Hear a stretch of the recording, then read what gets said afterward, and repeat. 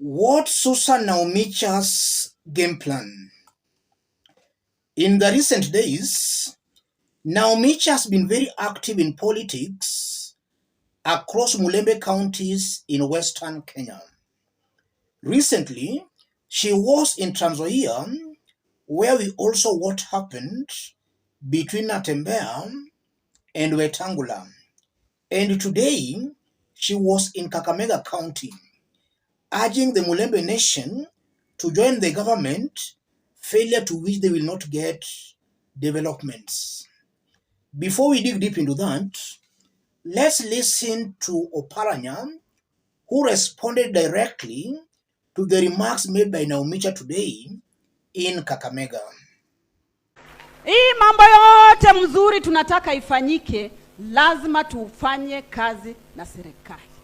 Oparanya was responding directly to some remarks Nakhumicha had made earlier at a function in Kakamega. They all attended that function. Listening to Oparanya is wondering how a whole CS can spend a whole day at a political event. As a cabinet secretary whose ministry is under siege with the striking doctors, it's naturally expected that Nakhumicha ought to be very busy trying to find a solution instead of wasting time in some political activities in Western. In other words, Oparanya was just saying Nakhumicha is idle and very, very incompetent. That's what I'm seeing Oparanya trying to say. So what's Nakhumicha's game plan? Or what's her objective? Nakhumicha is clearly playing politics.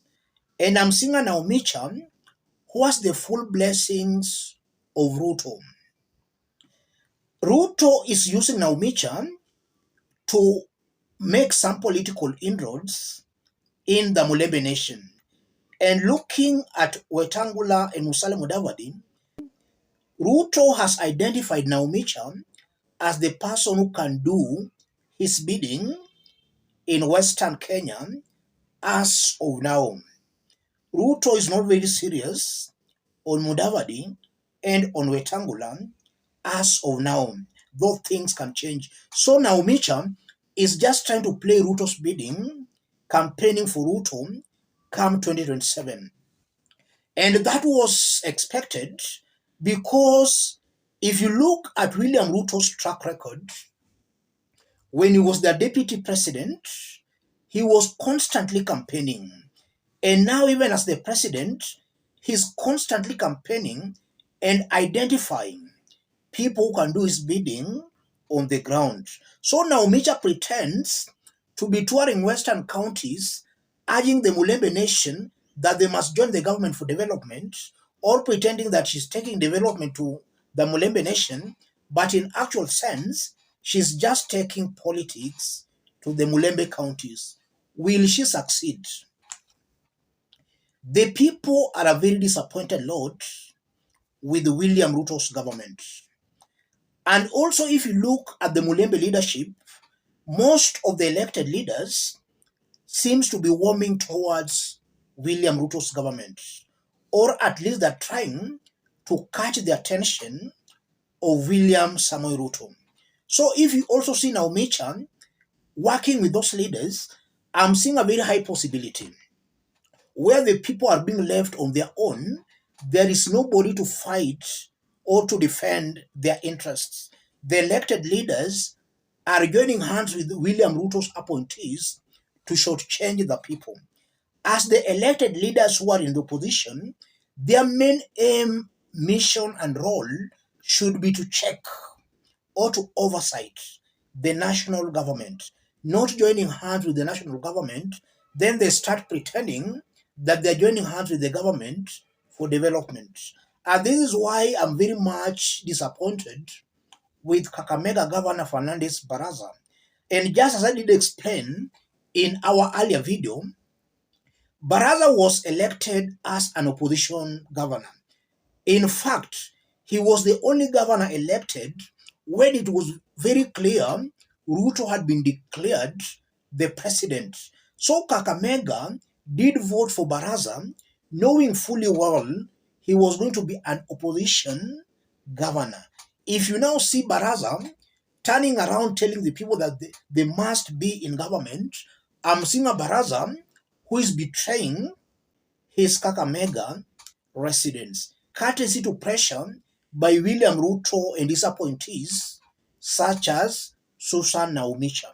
So Nakhumicha is clearly playing politics, and that confirms beyond any reasonable doubt that she might not be fit holding that office as a health CS. A cabinet secretary should be more concerned with service delivery, not playing politics the way Nakhumicha is doing. That's what I'm seeing here, ladies and gentlemen. So Kakamega residents and the Mulembe Nation should be very, very careful not to fall to these easy and cheap traps by William Ruto and his appointees. Let me stop it there, ladies and gentlemen. If you are watching us but you have not yet subscribed, subscribe, give this video a like. Those watching us outside Kenya, drop a comment, let us know from which part of the globe you are watching us from. If possible, subscribe, give this video a like. Let's meet in our next analysis. Thank you. The worst regime that has ruled with an ethnic lens is the KK regime, where you can appoint over 50 heads of parastatals from one ethnic community, where you can openly say that a government will belong to shareholders from two ethnic communities. You know, it's still a shareholders government, by the way. But it doesn't mean those ethnic communities are the net beneficiaries. No, it is cronies from those two communities. The ordinary rural person or even urban person, urban Kalenjin is suffering like any other Kenyan. The taxation burden is on them. If they are not entrepreneurs who wouldn't care about how much is being taxed because they are getting undeserved monies, they are suffering just like anybody. The average Kikuyu, in spite of the declaration by a certain Gachagua that is a shareholders government, Kikuyu have not felt any of that. The ordinary person has not felt any of that. Yes. So we need this ethnic conversation. Is it your man in power or woman, or is it the policies? So when shall we get it as Kenyans? It's not ethnicity. It is the individual seeking office from MCA to presidency and what they stand for, and whether they have a history of performers. I was saying during the last campaign, and I was looking at my principal, who was roads minister during that Kibaki era and later prime minister, and saying that the roads we are enjoying today, the designs were done that time. The opening up of the roads, the repair of infrastructure. So without equivocation, I can say he's a performer. Nobody is perfect, but we know he's a performer. I served in the Ministry of Water. I delivered. I served in Justice. I delivered. So can everybody put their credentials forward? Those who knew that their history is as dark as darkness itself were saying, usitulete historia. Don't give us history because you have no record to show.